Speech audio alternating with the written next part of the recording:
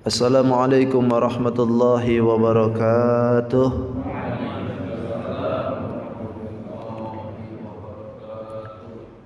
Bismillah, alhamdulillah, wassalatu wassalamu ala rasulillah Sayyidina Muhammad ibn Abdullah wa ala alihi wa ashabihi wa man tabi'ahu ila yaumil qiyamah. Allahumma salli wa sallim wa barik ala hadha an-nabiyil karim wa ala alihi wa ashabihi wa tabi'in lahum ajma'in. Amma ba'du. Faqad qala Allah Ta'ala fi kitabihil karim wa huwa asdaqul qailin. Suratul Fatihah berarti ya? Dah habis sekarang kemarin? An-Nasnya sudah? Berarti suratul Fatihah ini mulai. Tapi tinggal baca aja Fatihah. A'udzu billahi minasy syaithanir rajim.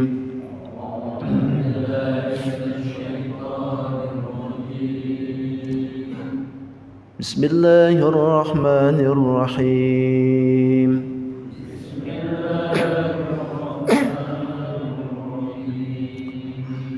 Alhamdulillahi rabbil alamin.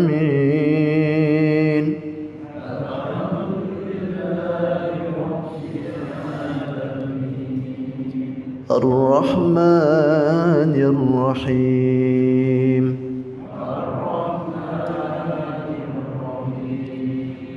Maliki yaumiddin.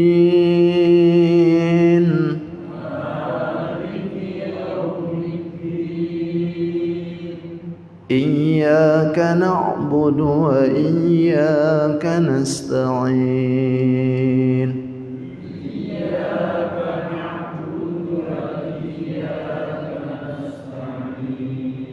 Ihdinas siratal mustaqim.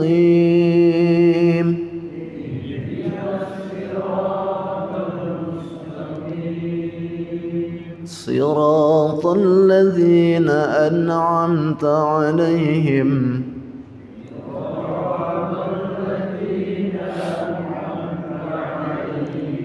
ghairil maghdubi 'alaihim waladdallin.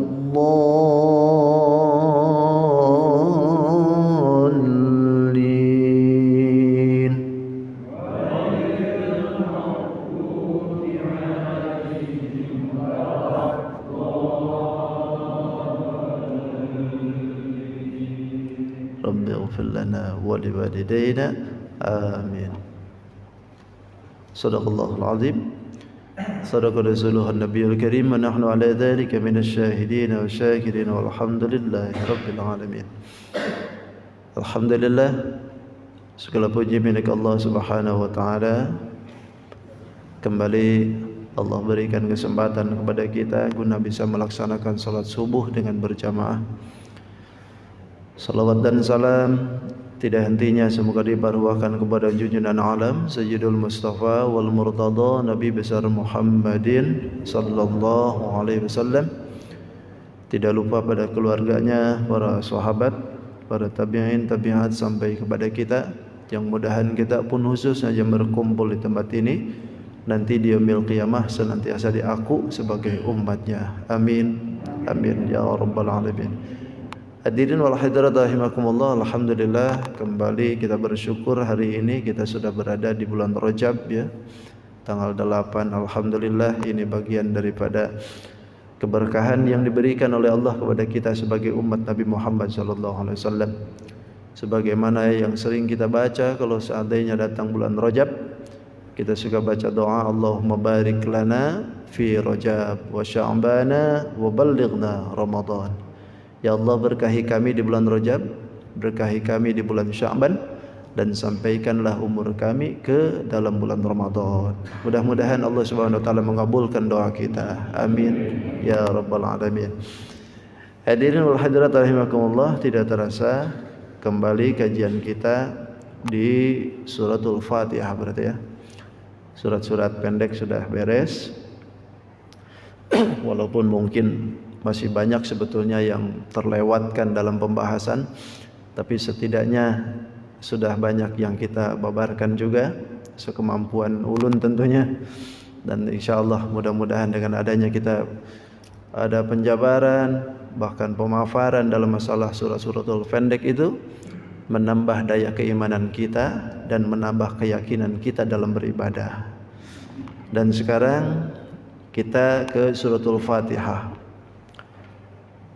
Suratul Fatihah ini salah satu bagian yang terpenting ya dalam ibadah kita. Karena di dalam ibadah kita tanpa ada suratul Fatihah, maka ibadah menjadi tidak sah. Kalau seandainya kita ini bacaan solat itu Fatihah saja tanpa pakai surat, maka ibadah sah-sah saja. Tapi kalau surat saja panjang suratnya tapi Fatihah enggak dibaca, tidak akan jadi sah. Makanya ini bagian yang terpenting yang tidak boleh kita lewatkan dalam penafsiran dan juga pemaparan dalam suratul Fatihah. Kita mulai dari cara baca dulu ya. Dalam suratul Fatihah ini atau di dalam surat-surat yang lain, memang yang namanya isti'adzah itu tidak dicantumkan, tidak ada tulisannya gitu. Akan tetapi ketika dalam pembacaannya, ketika kita ini membaca Quran di luar salat ya, di luar salat disunnahkan kita membaca ta'ud, disunnahkan membaca isti'adzah. Karena ada dalam isti'adzah ini, ketika kita baca, ini menjadikan kita ini ibaratnya pengakuan bahwa kita ini dhaif, kita ini lemah, kita ini makhluk tidak berdaya. Bahkan ketika kita membaca suratul Fatihah kah atau surat-surat yang lain pun disunnahkan kita membaca a'udzubillah, baca isti'adzah. Kalau seandainya ada orang yang berpendapat misalkan, itu ta'udzubillah itu dari mana asalnya? Kan di dalam Al-Quran enggak ada. Lalu sekarang sekonyong-konyong kita baca suratul apapun harus pakai isti'adzah. Memang di dalam tulisan tidak ada. Akan tetapi jumhur ulama kebanyakan sepakat bahwa a'udzubillah atau isti'adzah ini sunnah dibaca oleh kita. Bahkan Imamuna Asy-Syafi'i, Imamuna Al-Hanafi, Imamuna Al-Maliki itu mengatakan bahwa sunnah membaca a'udzubillah ini sebelum bacaan qiraat. Bahkan dipilih. Halo. Matikan dulu.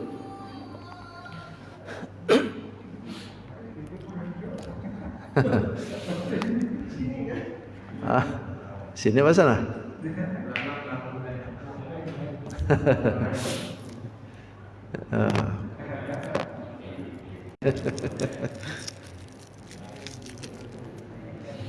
Ya. Sampai mana tadi? Bikin hilang masih. Sampai iklannya hilang konsentrasi ini. Nah, jadi isti'adzah ini sepakat jumhur ulama, Imam Syafi'i, Imam Maliki, Imam Hanafi itu semua mendapatkan bahwa sunnah ketika mau membaca Al-Quranul Karim sebelum membaca kita baca isti'adzah. Tapi Imam As-Sauri, Imam Sufyan As-Sauri itu menyebutkan bahwa sunnahnya baca isti'adzah itu bahkan sesudah qiraat. Imam Sauri tapi itu salah satu imam mazhab juga sebetulnya. Karena imam mazhab itu kan asalnya 10. Termasuk Imam Sufyan As-Sauri. Tapi yang berkembang hanya 4. Yang lainnya kemana? Yang lainnya tidak berkembang. Karena memang murid-muridnya tidak ada yang mengembangkan gitu. Tapi kalau yang 4 ini memang Allah sudah jadikan 4 ini jadi pilar dunia ya. Jadi pilar dunia untuk dalam mazhab itu. Cuma 4 yang diberikan. Nah, beliau ini berpendapat Imam As-Sauri itu baca isti'adzah itu disunnahkan sesudah qiraat. Bahkan dalam caranya pun juga ada yang berbeda kan? Seperti Imam Malik, Imam Syafi'i, Imam Hanafi membaca isti'adzah itu apa yang seperti kita baca? A'udzu billahi minasy syaithanir rajim. Itu yang kita baca ya. Tapi kalau Imam Ahmad bin Hanbal itu membacanya itu pakai lagi kalimat yang lain. A'udzu billahi samii'il 'aliim minasy syaithanir rajim. Pakai samii'il 'alim. Pakai kalimat as-sami'i dan 'alimi. A'udzu billahi samii'il 'aliim minasy syaithanir rajim. Jadi kalimatnya sebetulnya ada isti'adzahnya juga, tapi ada sedikit perbedaan. Gak jadi masalah. Cuman penempatannya ini pun juga yang jadi ikhtilaf ulama. Akan tetapi keberadaan bismillah sepakat para ulama sunnah dibawa. Ada yang ke saya tuh Pak, pengalaman nih. Habis ceramah waktu itu, habis ceramah nikahan waktu itu. Ada datang ke ulun, Ustaz saya mau bertanya, boleh? Oh iya silahkan itu saya. Habis beres nih, habis beres. Kata beliau, Pak Ustaz tadi saya dengar Pak Ustaz begitu mau baca ayat yang tadi itu, Pak Ustaz baca ta'ud. Iya Pak. Kan di dalam Al-Quran nggak ada Pak. Saya tengok mukanya kan. Nggak ada di dalam Al-Quran itu namanya A'udzubillahi minasyaitonir rajim. Berarti kalau seandainya kita baca, Bapak nambahin ayat Pak. Benar juga kata saya. Kata saya, tak biarkan dulu. Terus, ya nggak boleh. Yang tidak ada di dalam ayat itu ya tidak boleh kita pakai karena itu menambahi ayat. Oh gitu ya. Kata saya begini aja Pak. Jadi kan Bapak bilang saya tidak boleh membaca ta'ud. Iya nggak boleh katanya. Kalau memang saya ini tidak boleh membaca ta'ud, lantas harus dengan pakai bahasa apa saya ini minta perlindungan? Pokoknya ya minta perlindungan aja Pak Ustaz. Minta perlindungan aja. Ya asalnya memang kata saya, Rasulullah itu ketika sebelum ada ta'ud, ada a'udzubillahi minasyaitonir rajim ini memang minta perlindungan juga ke Allah dengan bahasa-bahasa pada waktu itu yang beda-beda mungkin Rasulullah. Akan tetapi ketika turun ini, bimbingan ini, maka Rasul pun mengindahkan yang lain lalu mengambillah ta'ud ini. Rasulullah awalnya seperti itu. Memang di dalam Al-Quran kata saya ta'ud ini tidak ada. Akan tetapi perintahan untuk membaca isti'adzah jelas ada. Loh di mana? Coba kata saya baca. Bukankah di dalam ayat itu ada yang menyebutkan fa idza qara'tal Qur'an fasta'idz billahi minasy syaithanir rajim. Fa idza qara'ta, bila mana engkau berkehendak pengen baca Al-Qur'ana pada Al-Quran, fasta'idz, maka mintalah perlindungan billahi kepada Allah minasyaitonir rajim, dari godaan setan yang terkutuk. Kata saya, fasta'idz ini Pak kalimatnya kalimat apa? Oh saya nggak tahu Pak Ustaz kalau sini. Oh mulai itu. Saya nggak tahu Pak Ustaz kalau itu. Fasta'idz ini kata saya bilang begini. Fasta'idz ini kalimatnya fi'il amar. Fasta'idz, mintalah engkau perlindungan. Kan itu perintah. Kalau dilihat dari segi kalimat itu adalah fi'il amar, lihatin dalam usul fikih. Ketika ada fi'il amar atau satu kalimat merupakan perintahan, di dalam usul fikih itu menyebutkan al-aslu fil amri wujub. Segala asal perintahan dalam Al-Quran itu hukumnya wajib. Berarti kalau seandainya dilihat dari segi hukum usul fikih, minta perlindungan itu hukumnya wajib. Itu sama halnya dengan larangan. Ketika ada di dalam Al-Quran itu ada hukum larangan, la taqrabuz zina, tidak boleh mendekati zina. La itu bermakna haram. Sebab al-aslu fin nahyi haramun, asal daripada cegahan itu adalah haram, berarti hukumnya haram gitu. Sama halnya dengan yang tadi. Berarti kalau seandainya itu adalah merupakan kalimat fi'il amar, berarti kita ini wajib minta perlindungan ketika mau berkehendak baca Quran. Sekarang saya baca, lalu Bapak memperkirakan saya tidak boleh, lalu saya ini harus dengan bahasa apa? Minta perlindungan ke Allah.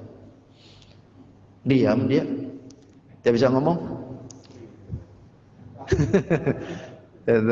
Kata saya, anak muda dilawan. Itu aduh. Sudah kai Pak, mungkin ada sepantaran beliau lah. Itu. Ketika sudah tidak bisa lagi ngomong, lalu dia beralih lagi pembicaraan. Pak Ustadz, di dalam Al-Quran itu kan yang diharamkan cuma babi ya Pak Ustadz. Iya. Berarti tikus boleh Pak Ustadz? Boleh. Kata saya, Bapak senang gak dengan tikus? Oh enggak katanya. Kenapa enggak? Jijik katanya. Oh, bukankah kata saya, kullu syai'in mustaqdarun. Najis itu disebutnya setiap perkara yang dianggap jijik itu najis.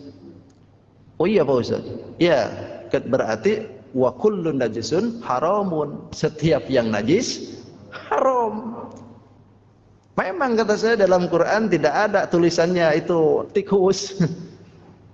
Tapi kenapa yang disebutkan cuma babi? Karena biang kerok pengharaman itu adalah babi. Maka disebutkan yang paling gedenya, yang kecilnya ngikut. Itu gampang aja kalau itu. Kalau memang Bapak itu bersikukuh mengeraskan bahwa yang ada di dalam Al-Quran saja yang harus kita ikuti, ya silakan Bapak. Senang nggak tikus? Oh saya jijik, ya udah kata saya, kalau memang jijik itu berarti najis, setiap najis haram, ya udah jangan dimakan. Udah saya, Bapak dari mana Pak? Saya dari Jogja. Oh dari Jogja, hebat. Kata saya, dari mana belajar piannya di sini? Sampai kelimungan begitu. Jadi kalau ngindokin masalah hukum itu seperti itu, kacau begitu. Nah kembali kepada yang tadi ya. Jadi isti'adah itu memang tidak ada coretannya. Karena memang di dalam Al-Quran tidak dituliskan isti'adah, hanya bismillah saja. Akan tetapi perintahannya sudah jelas. Maka ketika kita ini membaca Al-Quranul Karim, hendaklah dimulai dengan isti'adah. Itu baca a'udzu billahi jangan a'udzu billah. Alhamdulillah. Ain hamzah di tenggorokan atas, ain ke bawah. Tuh. Jangan a'udzubillah berarti hamzah semuanya, atau a'udzubillah itu ain semuanya. Tapi a'udzubillah bukan a'udzu. A'udzu za. Wahai a'udzubillah, a'udzubillah. Itu astagfirullahaladzim min kulli jambin azim. Jambin, zambin, bukan za tapi za. Makanya penting makhrijul huruf tuh. Satu kali kita keluar makhrijul huruf salah pemaknaan. Zambin dengan jambin kan beda. Kalau zambin itu dosa, kalau jambin diambil dari janabah berarti junub. Itu hadas gede berarti. Astagfirullahaladzim min kulli dzambin azim. Ya Allah, aku minta ampun dari dosa yang gede. Tapi kalau misalkan astagfirullahaladzim min kulli jambin azim, berarti aku minta ampun ya Allah dari junub yang gede. Itu. Jadi makharij itu memang ini kalau kita belajar makharij itu hukumnya fardu kifayah. Akan tetapi ketika kita ini membaca Al-Quran membawa makharijul huruf, ini hukumnya fardu ain. Belajarnya Fardu kifayah memang. Dari seantero kayu manis cuma seorang aja, misalkan Sidin yang bisa makharijul huruf, yang lainnya ada. Gugur sudah. Gugur untuk pembelajaran makharijul huruf. Akan tetapi bapak ketika mau baca Al-Quran pakai makharijul huruf, hukumnya fardu ain. Mesti. Tidak boleh tidak makharijul huruf keluar. Dalam penataan makharijul huruf itu kan 5 makom yang ditetapkan oleh qiraat itu. Ada yang makomnya makom bibir, ada yang makomnya makom lisan, ada yang makomnya makom jauf, tenggorokan, ada yang makomnya makom khaysum, lubang hidung. Itu adalah makom makharijul huruf. Seperti misalkan makomnya tenggorokan, ada 6 huruf yang di situ. Hamzah, ha, ain, ha, kha, ghain. Itu makom tenggorokan.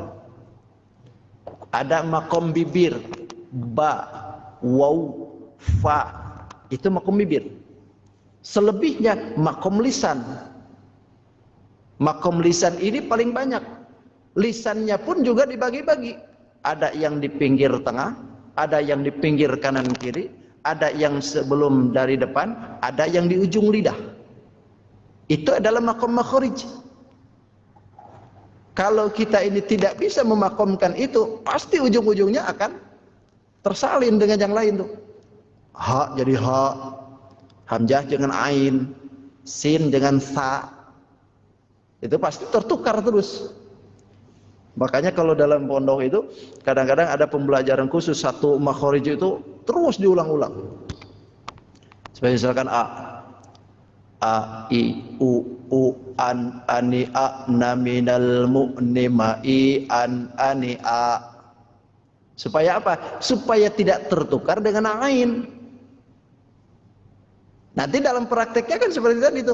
A'udzubillah, supaya tidak tertukar dengan ain. Karena ain itu ada di bawahnya. Ai, an, ani, na, minal, mu'ni, ma'i, an, ani, a. Karena di bawah. Itu. Sa. Tidak usah lagi, jangan sampai tertukar dengan sa. Karena sin dengan sa beda. Sin lisan memang, sa lisan juga, tapi beda makom. Kalau lisan itu ujung lidah, tapi tidak mentok ke gigi. Sa. Kalau sin pinggir, sin sa. Sa, si, su, san, sanisas, na, minal, musni, masi, san, sanisa. Sekarang sin, sa, si, su, san, sanisas, na, minal, musni, masi, san, sanisa. Halo, kenapa jadi begini?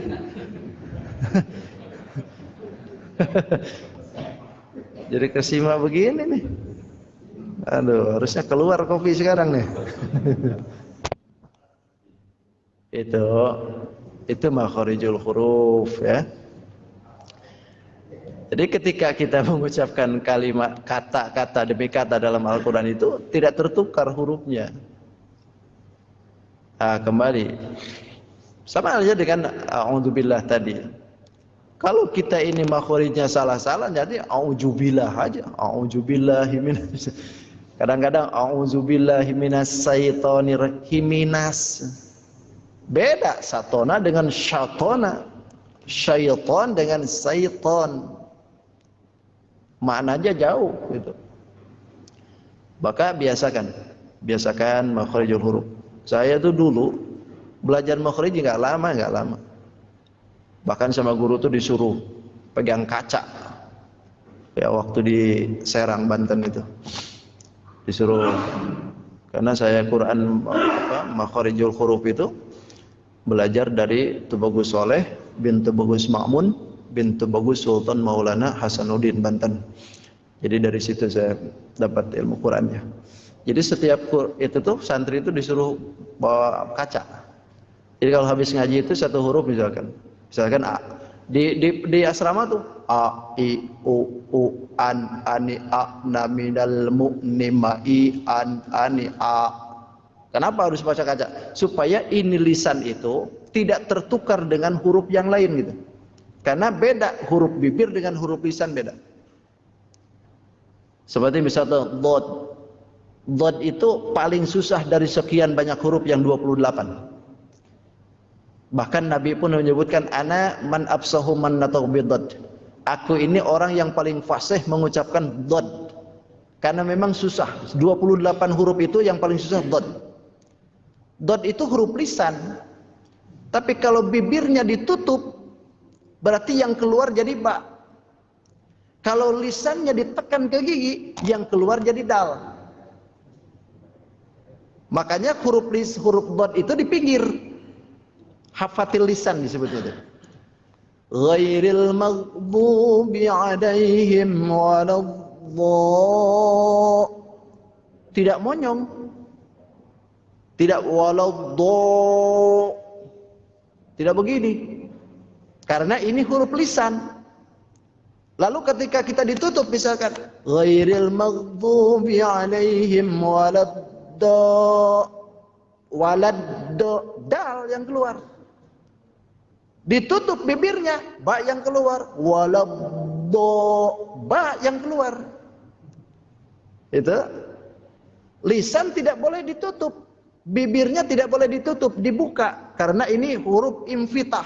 Sifatan dari dhad itu infitah, terbuka. Terus yang kedua, indilak, di pinggir. Ghairil maghdubi 'alaihim waladhdallin. Sehingga kalau seandainya kita tahan, itu ada angin ke pinggir. Walau kembung ke pinggir. Ke kanan kah atau ke kiri gitu. Tapi itu karena spontanitas. Tidak kita buat-buat, tidak. Karena memang saking tekanan itu keras, sehingga kalau seandainya ditahan itu angin ke pinggir. Walau tapi lisan tidak tutup. Itu. Tapi tidak begini. Walau di pinggir, ditiupin ke pinggir gitu. Tidak. Itu spontanitas. Itu cara makharijul huruf seperti itu ya. Pak aja suratul Fatihah itu pembahasannya itu sebetulnya enggak sedikit ya. Enggak sedikit. Guru saya itu kadang-kadang kalau mau bahas Fatihah setahun baru beres. Setahun baru beres. Saya aja membahas Fatihah di Masjid Pelita itu. Di Masjid Pelita, di Masjid Ar-Rahim 4 bulan baru selesai. Kalau di sini insya Allah sebelum puasa kita pulihkan.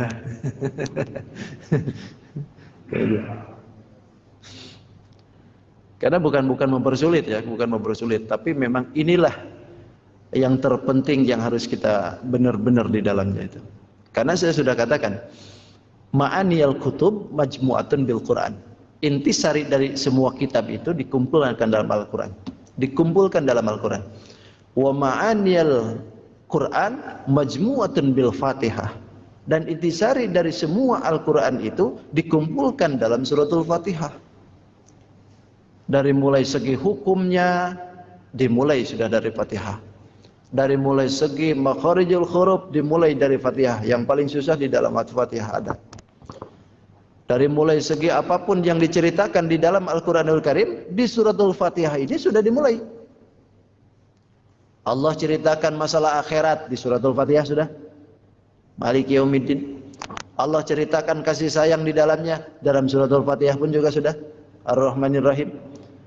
Ketika Allah ceritakan alam yang lain, suratul Fatihah pun juga sudah memulai. Rabbil Alamin. Allah menceritakan tentang masalah pujian, suratul Fatihah sudah mulai. Alhamdulillah. Allah ceritakan masalah ketauhidan. Alhamdulillah.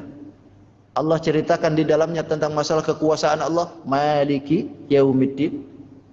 Bukankah itu mulai? Allah ceritakan tentang orang yang dulu. Ihdinas siratal mustaqim. Siratal ladzina an'amta alaihim.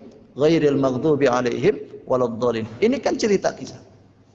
Jadi semua apa yang ada di dalam Al-Quran, kelebihannya dari suratul Baqarah sampai An-Nas itu sebetulnya dimulai sudah dari Fatihah. Semuaan sudah ada di dalam suratul Fatihah. Makanya pantas guru-guru kalau seandainya sudah menjabarkan suratul Fatihah, panjang tenan dah. Karena bertalian dengan yang lain. Gitu. Nah, sama aja di sini. Kita mulai dari isti'adzah dulu ya. Dan sudah isti'adzah satu. Dan kemudian isti'adzah dengan bismillah juga tidak kalah pentingnya, ini sama. Bismillah dengan isti'adzah pun juga ketika kita mau baca Al-Quran, bawa. Karena Nabi sudah menyebutkan, bila mana kita memulai sesuatu yang baik, tidak dimulai dengan bismillah, maka fahuwa aqta, kan gitu. Kullu amrin dhibalin la yubda'u fihi bismillah fahuwa aqta, ay abtar bahkan. Setiap perkara yang bagus yang menurut syar'i hukum agama itu bagus, tidak dimulai dengan bismillah, fahuwa aqta, maka itu hukumnya jadi qalilul barokah. Aqta itu asalnya putus sebetulnya. Tapi yang dimaksudkan itu adalah qalilul barokah, sedikit barokahnya. Bagus memang ini perkara, sholat bagus, wudu bagus, bersedekah bagus dan sebagainya bagus. Tapi di dalamnya tidak ada bismillah. Maka itu qalilul barokah, sedikit barokahnya gitu. Yang bagus itu ketika dimulai dengan bismillah. Bahkan wudu itu kan bagus. Wudu itu bagus. Tapi kalau dimulai dengan bismillah, jauh lebih bagus. Bahkan Nabi menyebutkan, man tawaddo'a wa lam yadhkur ismallahi ta'ala kana tahuran. Ketika ada orang yang mau berwudu, tidak dimulai dengan menyebut bismillahirrahmanirrahim, kana tahurun tilkal a'dha, maka dia ini sucinya untuk anggota tubuh yang dibasuhnya saja. Sucinya tuh. Tapi ketika dia ini memulai dengan bismillah, maka seluruhnya menjadi kesucian. Coba, lantaran bismillah. Tapi bukan tidak sah, ya, bukan tidak sah. Beda. Ini menunjukkan kepada kesuciannya. Nah, dalam hal ini berarti bismillah ini punya peranan penting. Makanya dengan a'udzubillah, dengan bismillah ketika di dalam bacaan Al-Qur'anul Karim ini semuaan diadakan. Semua imam, semua ulama sepakat bismillah diadakan. Walaupun pada teknisnya ada yang berbeda. Tapi keberadaan bismillah sepakat. Semuaan diadakan. Maka setiap imam itu atau setiap mazhab itu kalau menulis Quran pasti bismillah dibawa. Walaupun dasarnya nantinya dibaca atau tidaknya itu ikhtilaf. Kalau kita Imam Syafi'i bismillah dibaca. Kalau Maliki, Hambali, Hanafi tidak. Tapi bismillah tetap diadain. Itu karena keberadaan bismillah itu kalamullah qat'an pasti sudah. Adanya bismillah itu kalam Allah itu qat'an pasti. Akan tetapi ketika kita ini membawa bismillah dalam satu surat termasuk surat itu atau tidak, ini baru ikhtilaf para ulama. Itu. Bahkan Rasulullah itu ketika turun-turun ayat surat-surat itu, Rasulullah bingung untuk memisahkan satu surat dengan satu surat itu awalnya itu. Lalu setelah suratul bismillah itu turun, barulah dipisahkan dengan bismillah. Bahkan di dalam sejarah itu, Rasulullah itu awalnya kalau menyuruh nulis ke sahabat itu bukan bismillah tapi bismikallahumma. Asal muasalnya itu. Bismikallahumma. Bismillahirrahmanirrahim. Sudah beres ini. Asalnya itu bismikallahumma. Lalu setelah bismikallahumma turun surat Al-Hud ayat 41 yang mana di dalamnya ayat menyebutkan itu bismillahi majreha wa mursaha, dibaca majre karena ini hukum imalah. Imalah itu hukumnya mereng. Dalam qiraah hafaz yang kita baca, imalah cuma satu saja. Yaitu di dalam surat Hud ini. Bismillahi majreha wa mursaha. Inna rabbi laghafurur rahim. Jangan dibaca majre. Tapi kalau dalam qiraah yang lain banyak. Setiap ro kadang-kadang dimerengkan.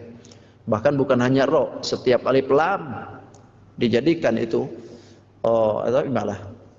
Qul a'udzu birabbin nas, malikin nas, ilahin nas, min syarril waswasil khannas, alladzi yuwaswisu fi sudurin nas, minal jinnati wan nas.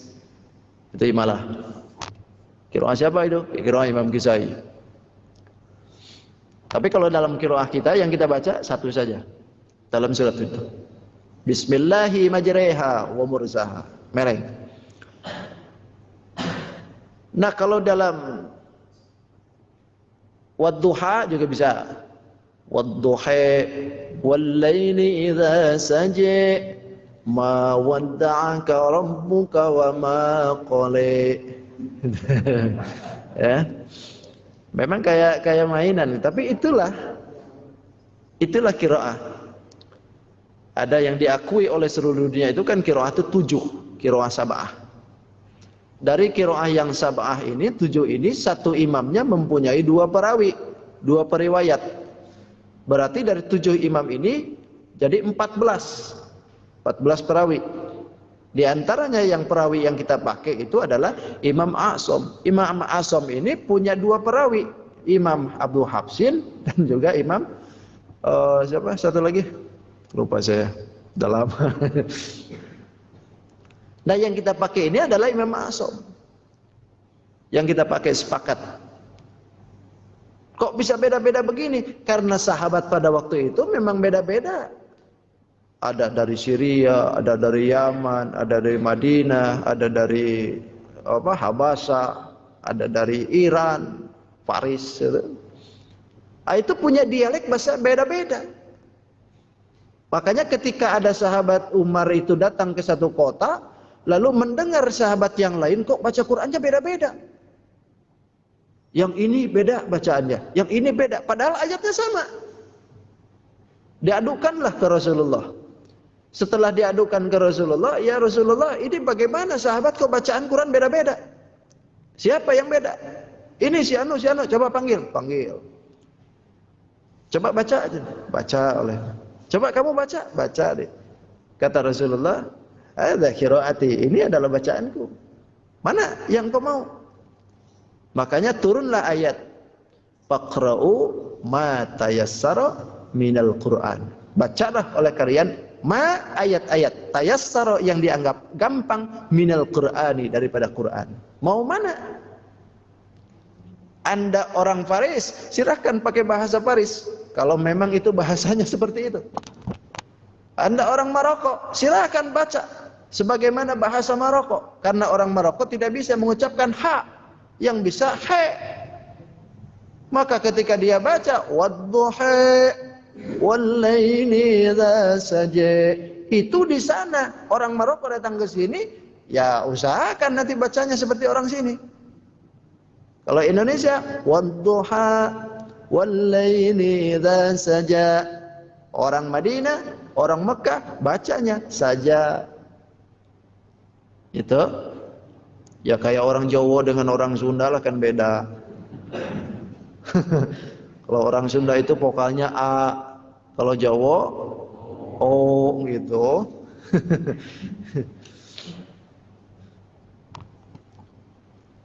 Presiden Soekarno, itu kalau orang Sunda presidennya pasti Soekarna. itu orang Jawa. Asalnya bismikallahumma gitu dipakai oleh beliau. Lalu setelah itu turun lagi ayat yang menyebutkan qulidullaha awidur rahman. Nah, baginda Rasul paham nih, ketika sudah turun ayat ini ditambahi lagi sudah.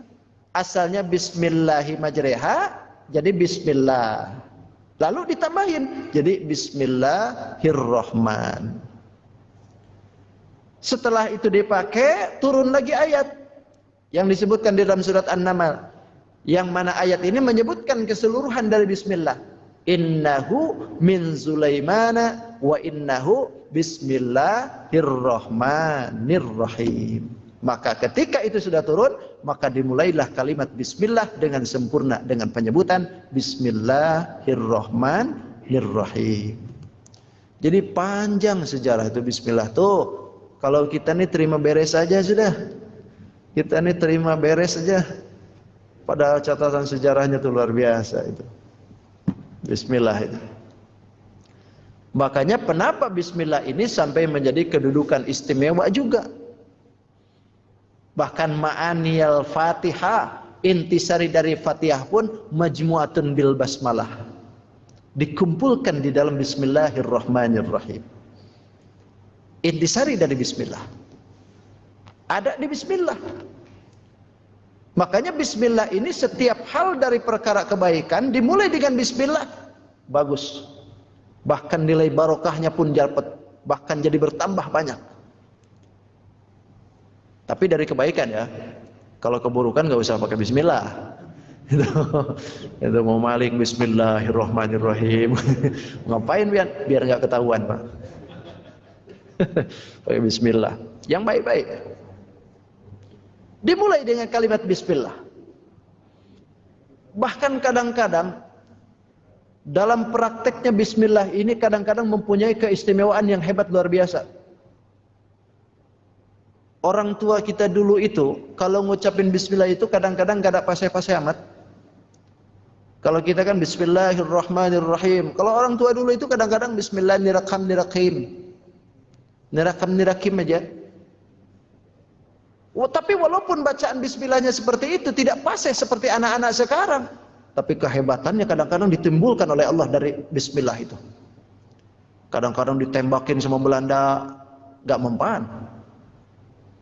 Bahkan ada amalan yang dari bismillah itu, seorang ulama masyhur di kampung saya itu bismillah saja. Itu zaman Belanda, ketika pondoknya mau diserang, mendadak berubah jadi kebun salak. Coba, lantaran bismillah. Karena terkenal ulama ini bismillah saja. Jadi kebun salak kadang-kadang. Belanda tuh lewat aja karena memang disangkanya kebun salak ini. Padahal itu pondok yang di Tujuh mau dihancurkan itu. Kai saya juga begitu. Kai saya itu pejuang. Sampai ketika menjaga kiainya diberondong sama Jepang, beliau ini diberondong juga. Tapi alhamdulillah berondongannya itu nggak ada yang nusuk satupun, karena memang nyungsep ke sawah. Nyungsep ke sawah. Tapi amalannya apa? Bismillah aja. Bismillah aja. Kehebatan bismillah. Bahkan salah satu jenderal perang yang ada di pada masa Rasulullah, siapa namanya itu? Khalid bin Walid. Dalam satu hadis disebutkan Khalid bin Walid ini ditantang oleh orang Yahudi dan Nasrani. Kata orang Yahudi, "Hai Khalid, bukankah engkau sering mengajak kami masuk Islam?" "Ya." "Engkau sering menyebutkan bahwa Islam itu hebat?" "Ya." "Coba kalau misalkan itu Islam itu hebat, buktikan ke kami." Kata Khalid bin Walid, "Kalau memang itu saya bisa buktikan, Anda mau ngapain?" "Kalau memang Anda bisa membuktikan Islam itu hebat, saya mau masuk Islam. Saya akan masuk Muslim." "Oke," kata Khalid bin Walid. "Sini, datangkan aja racun. Datangkan kepadaku samun qatil, racun yang mematikan." Racunnya pun yang mematikan. Samun qatil itu berarti jangankan 2 jam 3 jam, 1 detik aja langsung mati. Kata Yahudi, "Betul Kak?" "Iya, ayo datangkan." Didatangin. Begitu sudah didatangkan, diambillah oleh Khalid bin Walid. Lalu kata Khalid, "Bismillahirrahmanirrahim." Diminumnya sampai habis. Begitu sudah minum, Khalid bin Walid berdiri dengan selamat biidznillah. Padahal menurut kacamata orang Yahudi, ini jangankan 1 jam, Pak. Sedetik saja begitu diminum, mati langsung. Kan ada racun begitu aja. Racun itu. Tapi Khalid bin Walid membuktikan kehebatan bismillah di hadapan mereka. Sampai-sampai orang Yahudi bilang, "Hadza dinul haq." Ini agama yang benar. Tapi jangan coba-coba Bapak di rumah ya. Jangan coba-coba Bapak di rumah makan racun. Bismillahirrahmanirrahim. Pak, itu racun tikus, Pak. Enggak apa-apa kata Ustaz Ahmad. Jangan. Kalau Bapak macam racun bismillah, mati tetap. Kenapa? Beda makom keyakinannya beda. Kita nih beda. Dinda Anda juga kita nih. Yakin bismillah itu ada kehebatan, tapi coba disuruh minum. Mikir-mikir dulu kita. Pasti mikir-mikir. Mikir-mikir inilah yang menjadikan kita jadi tidak ada efek. Gitu. Kalau Khalid bin Walid enggak mikir lagi. Begitu sudah bacaan bismillah, mentang hatinya dengan Allah, minum selesai. Itu. Bahkan ada kiai di saya itu, Kiai Opo Mustafa namanya itu. Tapi terkenalnya Mama Kanang Sapi. Mama Kanang Sapi ini terkenal di sana itu karena beliau ini pondok pesantrennya dulu itu tempat mancang sapi itu di situ. Begitu tanahnya dihibahkan ke pondok beliau, lalu disebutlah beliau Kanang Sapi. Itu yang diamalin terkenalnya itu memang banyak beliau itu amalannya. Tapi yang terkenalnya bismillah doang. Sampai ada orang yang dari jauh itu datang ke beliau minta didoain untuk orang tuanya. Kata beliau, bawa air enggak? Bawa, sini. Bismillahirrahmanirrahim. Nih, bawa. Orang yang dari jauh ini di tengah sawah mikir, aku nih jauh-jauh ke sini minta doa. Aku pikir doanya mau panjang, tapi ternyata bismillah. Kalau cuma bismillah di sana juga banyak. Cuma bismillah doang. Akhirnya ini air dibuang di sawah. Lantaran ketidakpercayaan dengan bismillah. Dibuang di sawah, Pak. Tapi apa yang terjadi? Allah tampakkan kehebatan karomah ulama ini. Lantaran bibarakatil bismillah, ternyata orang-orang yang ketika dibuang itu air, makhluk yang ada di sawah keluar semua. Belutnya keluar, ikannya keluar, berkumpul di air itu. Heran kan? Kata orang ini berarti air ini apa ini? Sampai makhluk Allah keluar semuaan. Coba, makhluk Allah itu tahu keberkahan. Tahu keberkahan. Sampai-sampai ulama yang menyebutkan bismillah, keluar semua nyantronin itu air. Pengen berkah daripada ulama. Ini orang malah dibuang. Tapi apa yang terjadi? Dia nyesel. Berarti ini air bukan sembarang air. Saya nyesel ini. Saya balik lagi nih. Akhirnya balik lagi ke pondok, minta maaf, minta ampun, dan menceritakan apa yang terjadi. Kata Mama, apa engkau ini tidak percaya gak dengan bismillah? Diam aja dulu. Kalau kita ini tidak percaya dengan adanya karomah, dengan adanya kemuliaan dari satu kalimat yang diberikan oleh Allah Subhanahu wa taala, sampai kapanpun gak bakalan dapat karomah. Dan ada kaidah para ulama menyebutkan, man kadzaba bi karomatin lam yanalha. Orang yang membohongkan keberadaan karomah, lam yanalha, selamanya tidak akan dapat. Tidak akan memperoleh. Kita tidak percaya dengan karomah adanya aulia Allah. Ya tidak bakal dapat sampai kapanpun. Karena orang yang dapat kemuliaan itu kalau seandainya percaya dulu. Percaya dengan adanya karomah. Maka karomah itu akan ditimbulkan oleh Allah Subhanahu wa taala walaupun kalimatnya cuma sedikit. Tidak mesti harus banyak sebetulnya. Makanya kan karomah ini bisa didapat dengan keistiqomahan. Tidak akan mungkin muncul karomah kalau tidak istiqomah. Makanya yang lebih hebat itu minat itu adalah istiqomah. Al-istiqamatu khairun min alfi karomah. Istiqomah itu lebih hebat daripada mempunyai 1000 kemuliaan, 1000 karomah. Tapi karomah pun juga bagus, akan tetapi keistiqomahan justru lebih bagus. Karena dari istiqomah ini akan mendapatkan hasil karomah. Umpama Bapak mengistiqomahkan bismillah. Bismillah diistiqomahkan oleh kita sehari berapa dah gitu. Nanti kalau seandainya kita ini sudah terbiasa membaca bismillahirrahmanirrahim, jangan dalam waktu yang akan datang, insya Allah Allah tampakkan tuh bismillah itu dari karomahnya. Itu. Sampai orang ini bertanya, "Mama, kalau boleh tahu saya ini pengen ijazah bismillah." "Oh, monggo," katanya. "Saya nanti ijazahkan." Dia di bismillahin lagi, balik dulu tuh. Selang 2 pekan datang lagi ke situ, minta ijazah bismillah.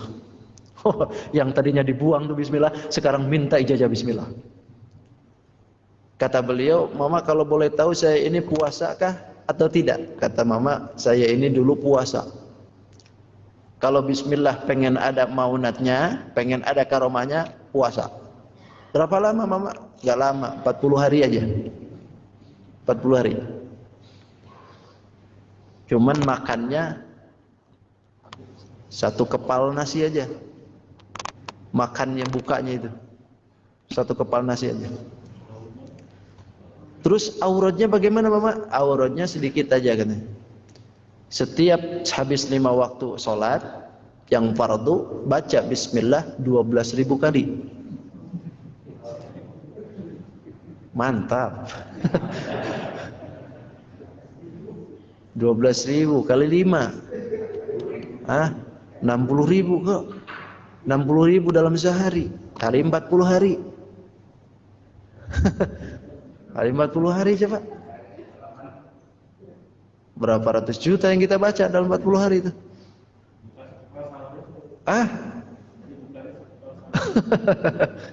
Dia 12.000 khusus pastinya itu, nggak perlu keluar dulu itu isolasi mandiri aja sudah. Itu. Nah, yang isolasi mandiri mending amalkan bismillah aja sudah sekalian, lumayan 2 pekan. Coba. Terus ulama ini ditanya, "Mama ini sudah berapa lama ngamalkan bismillah sampai bisa seperti ini?" Gitu. Mama ini nggak lama. Dari mulai dijajahkan sampai saat ini, mama ini sudah mengamalkan bismillah sudah 35 tahun. 35 tahun kali setiap waktu 12.000 kali 5 sehari 60. Berarti 1 tahun 360 kalikan dengan 35 tahun. Sudah berapa miliar? Pantes ketika bismillah dibaca jadi. Loh kalau kita ada orang kesurupan dibacain bismillah, biasa-biasa aja, nggak ngepek. Bahkan bukan hanya bismillah, pakai ayat kursi lagi. Malah ngikutin baca ayat kursi. Kata jinnya, "Aku juga bisa Pak baca ayat kursi." Itu. Inilah kehebatan bismillah. Kalau seandainya orang muslim ini yakin dengan adanya kalimat bismillah saja, jago sebetulnya. Hebat sebetulnya. Cuman keyakinan kita nih kadang-kadang yang kendor itu. Jadi seolah-olah biasa aja bismillah itu. Padahal kalau seandainya 1 kalimat yang kita baca setiap saat itu diyakini, maka sebetulnya keyakinan itu akan menumbuhkan nilai karomah. Itu bismillah aja. Ini belum masuk Al-Fatihah, ini habis waktu sudah. Bismillah aja. Itu. Ini kemuliaan ya diberikan oleh Allah kepada kita lewat suratul bismillah. Tapi kenapa di dalam suratul Baroah tidak pakai bismillah? Lantaran bismillah ini melambangkan kasih sayang. Makanya bismillahirrahmanirrahim, dengan menyebut nama Allah yang Maha Penyayang lagi Maha Pengasih. Sedangkan di dalam surat Baroah itu menyuruh perang. Perang dengan kasih sayang bertolak belakang. Masa kita perang itu begitu mau dipukul, "Aduh Pang kasihan." Keburu mukul mati dia itu. Gak bisa begitu kalau perang itu. Pokoknya kalau sudah matikan aja sekalian gitu. Nah, itu bagian dari perang. Makanya ketika turun surat Al-Baroah tidak memakai bismillah, lantaran bertolak belakang dengan bismillah gitu. Tapi keberadaan bismillah di dalam Al-Quran sama halnya dengan banyaknya surat. Surat kita itu ada 114. Bismillah pun juga ada 114. Loh, itu surat Baroah tidak pakai bismillah. Lantaran di dalam surat An-Naml sudah ada.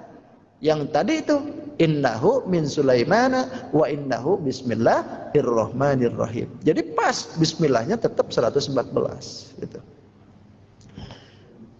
Cukup sudah. Udah jam 7 nih. Ini pertalian dengan isti'adzah dengan bismillah. Walaupun masih banyak sebetulnya akan kita paparkan dalam masalah ini, tapi saya kira cukupkan waktu dulu. Barangkali ada yang mau ditambahkan? Oh ya, silakan.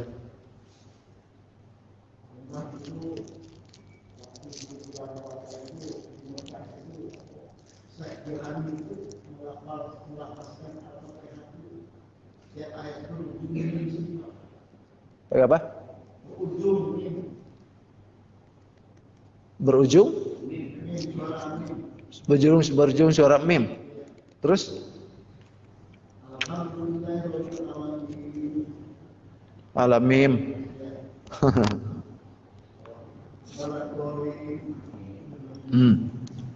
Siapa yang baca? Sejua ini. Kalau memang dialek bahasanya sudah tidak bisa dirubah, karena bisanya seperti itu, ya apalagi? Apa boleh buat? Itu. Seperti ada, dulu saya punya kawan, orang Condet, Jakarta. Itu bacain Qul huwallahu ahad. Itu tidak bisa menyebutkan Qul huwallahu ahad, Allahus somad, itu tidak bisa. Husomat aja. Allahus somad. Allahus somad. Hussomad, somat, gak bisa nyebutin. Ya kalau memang sudah seperti itu, ya apa bisa, apa boleh buat gitu. Kalau memang kita sudah berusaha semaksimal mungkin mengakurkan dalam makharijul huruf, tapi ternyata hasilnya cuma seperti itu karena lisan kita tidak bisa dirubah lagi misalnya. Ya udah, seadanya. Tapi kalau misalkan kita sudah bisa dirubah dengan ilmu makharijul huruf, ya jangan. Apalagi sudah tahu bahwa pembacaan ini tidak boleh dibaca seperti itu. Nun, baca nun. Mim, baca mim. Jangan semuaan dibalikkan jadi mim semua. Ar-Rahmanir-Rahim. Mim. Tapi kalau Maliki Yaumiddin, nun. Jangan dibaca mim. Maliki Yaumiddin. Nah, berarti mim. Kalau keluarnya nun itu iftitah, terbuka, sedangkan mim tertutup. Gampang aja sebetulnya melihatnya itu. Atau misalkan nunnya ini nun mati yang disebutkan dengan mad arid lis sukun, tapi dalam prakteknya kita ini menahan lidah. Jadi gunnah misalkan. Nah, ini nggak boleh juga. Iyyaka na'budu wa iyyaka nasta'in. Ada kan? Alhamdulillahi rabbil alamin. Nah, itu sebetulnya gunnah. Karena prakteknya tidak ada hukum gunnah di situ. Maka tidak boleh seperti itu. Harus alhamdulillahi rabbil alamin. Mati. Karena mad panjang, arid baru sukun, mati. Mana mad arid sukunnya? Nun. Kan asalnya rabbil alamina. Nah dipatah. Tapi ketika dimatikan jadi sukun naknya itu. Maka tidak diperkenankan ditahan. Matikan. Rabbil alamin. Itu. Jangan rabbil alamin. Nah, gitu. Ar-Rahmanir-Rahim. Itu gunnah. Maliki Yaumiddin. Itu gunnah. Iyyaka na'budu wa iyyaka nasta'in. Ah, itu gunnah. Tidak boleh begitu. Matikan saja. Ya, jadi ada tasdid gunnah tuh. Jadi menambahi huruf kalau gitu. Seolah-olah ada tasdid di situ padahal tidak ada. Matikan saja. Maliki Yaumiddin. Iyyaka na'budu wa iyyaka nasta'in. Ihdinas siratal mustaqim. Itu. Sudah cukup? Cukup ya? Oh, sudah. Yuk. Surat terakhir yang kemarin An-Nas. Yuk. Oh, nyambung nih. Boleh kan yang kemarin? Yang ini kalimat yang sama, tapi ternyata ada berbeda. Pada kata Malikin Nas, kemudian nanti kita patut ada Malik Yaumiddin. Malik Yaumiddin, satunya Malikin Nas. Yang Malik itu Ustaz, ada Malik, ada yang Malik. Itu di mana? Sebetulnya peletakannya itu beda qiraat saja. Beda qiraat. Kalau yang pertama biiskotil alif, artinya menggugurkan alif. Kalau di sini menggugurkan alif. Tapi kalau di dalam suratul Fatihah itu biisbatil alif, bisebutil alif bahasanya itu, menetapkan alif. Maliki yaumiddin. Kalau di sini Malikin Nas. Tapi untuk pemaknaannya sama. Malik itu raja-raja juga. Cuman biisbatil alif. Jadi di sini disebutkan biiskotil alif anna bittifaqil qura. Dengan menggugurkan alif menurut kami bittifaqil qura, dengan kesepakatan ahli qari. Bi khilafil Fatihah, berbeda dengan suratul Fatihah. Kalau suratul Fatihah ini fa fiha qira'atani sab'iyatani. Fa fiha, maka di dalam suratul Fatihah ada qira'atani, ada 2 qiraat yang boleh di dalamnya itu. Yang ada di dalamnya itu sab'iyatani, termasuk daripada qiraah sab'ah. Yang pertama subutul alif, menetapkan alif, wa hadzafiha, dan juga membuang alif. Jadi di dalam suratul Fatihah pun itu ada yang membuang alif. Seperti merasakan qiraahnya qiraah Imam Hamzah. Qiraah Imam Hamzah itu membuang alif. Ar-Rahmanir Rahim Maliki Yaumiddin. Itu kan Imam Hamzah. Tapi kalau yang lainnya tidak dibuang alifnya. Ar-Rahmanir Rahim Maliki Yaumiddin, ditetapkan. Jadi dalam qiraah sab'ah sendiri pun imam qiraahnya ada berbeda 2 gitu. Ada yang menetapkan alif, ada yang membuangkan alif gitu.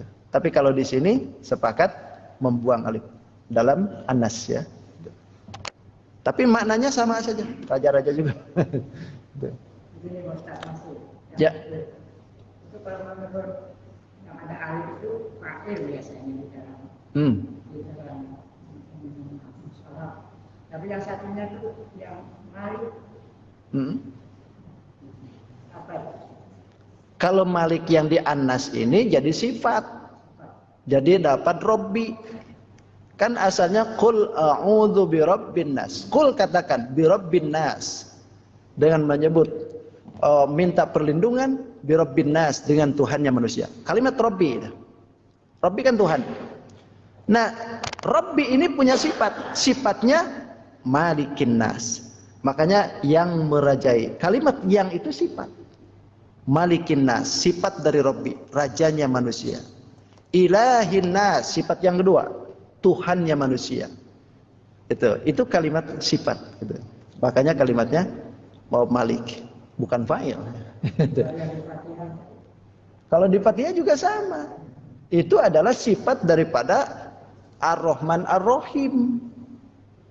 Ar-Rahmanir Rahim, yang maha pengasih lagi maha penyayang. Sifatnya Rahman Rahim itu Maliki, yang merajai Yaumiddin, di hari kiamat. Kalau fa'il itu biasanya disebut siapa? Itu kalimat fa'il. Kalimat fa'il itu harus ada fi'il. Fi'ilnya mana? Gak ada. Karena alhamdu mubtada. Terus alhamdulillahi itu adalah khobarnya. Rabbil alamina itu sifatnya daripada lillah. Al-alamina sifat daripada Rabbi. Ar-Rahmanir Rahim sifat daripada Rabbi. Ar-Rahmanir Rahim, rahimnya pun sifat daripada Rabbi. Malikiyahnya pun sifat dari Rabbi juga. Gak ada fi'il kan? Harusnya ada fi'il dulu. Kalau ada fi'il baru itu ada fa'il. Makanya Maliki. Itu. Masih? Oh ya. Silakan. Waalaikumsalam warahmatullahi wabarakatuh.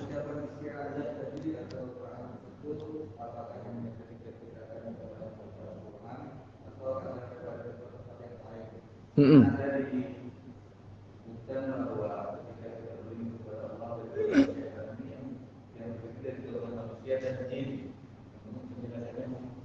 Ya.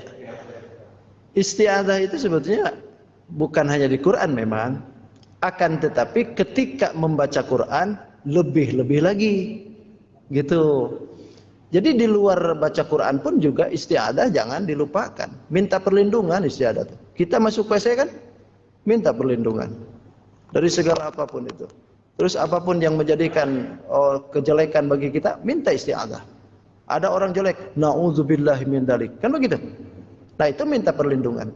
Terlebih ketika mau baca Quran. Kalau mau baca Quran, lebih lagi harus minta perlindungan kepada Allah. Gitu. Karena itu istiqra, artinya pengakuan bahwa kita ini tidak bisa apa-apa. Istiqra. Jadi ikrar gitu, ikrar bahasanya itu. Kita ini tidak ada apa-apa di hadapan Tuhan, walaupun mau baca Quran ini, kalau tidak berkehendak atas Allah, nggak bakal bisa apa-apa. Maka minta perlindungan ke Allah. Itu ya Pak ya? Cukup sudah? Wih, apa nih?